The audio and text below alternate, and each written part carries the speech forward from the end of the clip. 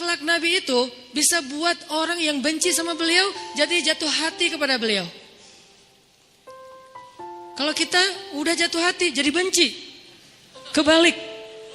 Nabi orang yang marah kepada beliau jadi jatuh cinta. Kita hampir jatuh cinta jadi marah. Kebalik nih akhlaknya. Berarti kita harus belajar banyak nih dari Rasulullah tentang akhlak. Beliau tuh bisa bikin seorang perempuan yang suaminya baru terbunuh, ayahnya terbunuh, pamannya terbunuh, saudaranya terbunuh dalam perang Khaybar. Yang dia bilang orang yang paling saya benci di muka bumi adalah Muhammad. Terus tiba-tiba yang namanya Muhammad datang menghampirinya di dalam tendanya, ditemani oleh beberapa orang sahabat. Lalu kisah itu diriwayatkan, Nabi datang dengan raut wajah yang penuh empati.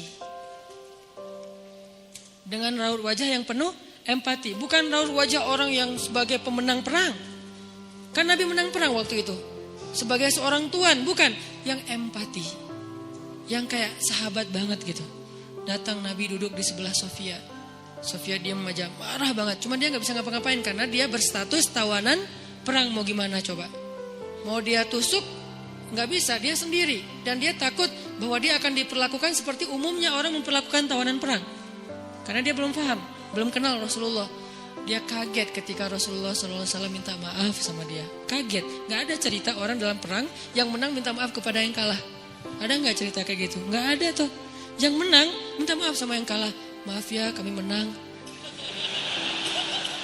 Jangankan perang, sepak bola aja susah nyari yang kayak gitu kan ya. Ini akhlak nih untuk kita teman-teman di Bandung dengan Persibnya. Nanti di Jakarta dengan apa Jakarta teh? Persijanya. Nanti yang menang siapapun yang tanding, maaf ya menang. Dari mana lo akhlak kayak gitu? Rasulullah. Karena yang itu lebih serius loh daripada bola. Bola kan cuma permainan, entertain, olahraga kan. Gak seserius perang. Perang itu serius. Kalah itu meninggal artinya terbunuh. Kalau kita kalah paling ya kurangin apa? Gak dapat skor gitu, gak dapat poin. Kalau itu kalah terbunuh. Nabi datang minta maaf dengan ekspresi empati yang tinggi, yang dalam. Nabi itu kayak ngerasain banget perasaan Sofia. Minta maaf, menjelaskan. Sofia, maaf ya, aku ikut turut berduka atas wafatnya ayahmu, suamimu. Sofia marah banget. Terus Nabi menjelaskan apa yang terjadi. Aku tuh udah ngasih kesempatan agar kita gak usah berperang, tapi mereka terus menyerang. Maaf ya, menjelasin lagi. Maaf ya, ngejelasin lagi. Berjam-jam. Seolah-olah Nabi yang minta pengampunan kepada Sofia. Seolah-olah Nabi itu tawanan perang. Minta maaf, menjelaskan kejadiannya. Minta maaf, menjelaskan. Terus kayak gitu dengan ekspresi serius. Dan kelihatan banget lah. Ucapan dan ekspresi orang yang jujur kan kelihatan ya. Jujur bahwa beliau tuh empati banget. Bahwa beliau juga berduka. Terus sampai Sofia dari yang tadinya lihat ke bawah nunduk marah. Lama-lama ngelihat ke arah Rasul. Lihat ekspresi Rasul serius banget, malah dia jadi kasihan. Sampai akhirnya dia jatuh cinta kepada Rasulullah SAW. Kata Sofia, ketika Rasulullah SAW datang kepada saya, waktu itu dia adalah orang yang paling saya benci di muka bumi. Tapi dia terus meminta maaf dan menjelaskan. Meminta maaf dan menjelaskan. Sampai akhirnya dia menjadi orang yang paling saya cintai di muka bumi. Akhlak Rasul. Rasulullah gak mengatakan Allah berfirman wahai Sofia.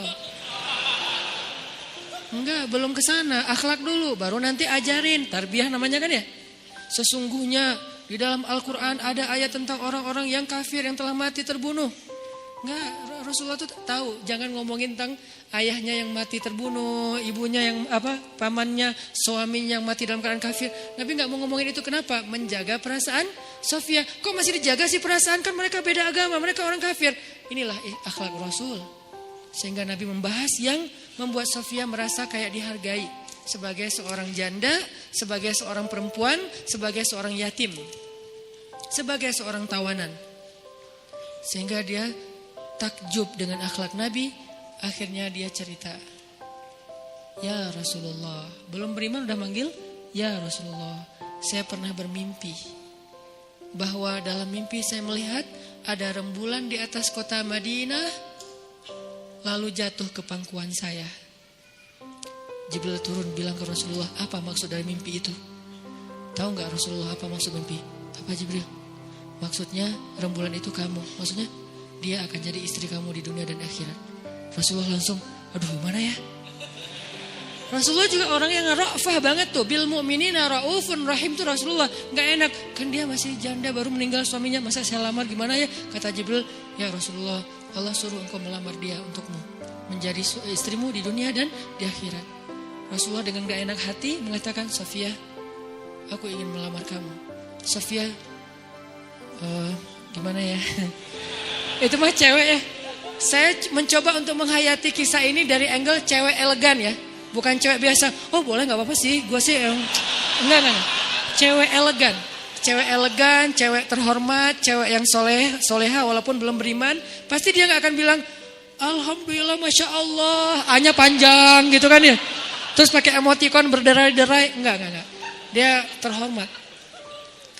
Dia akhirnya saya terserah gimana baiknya aja.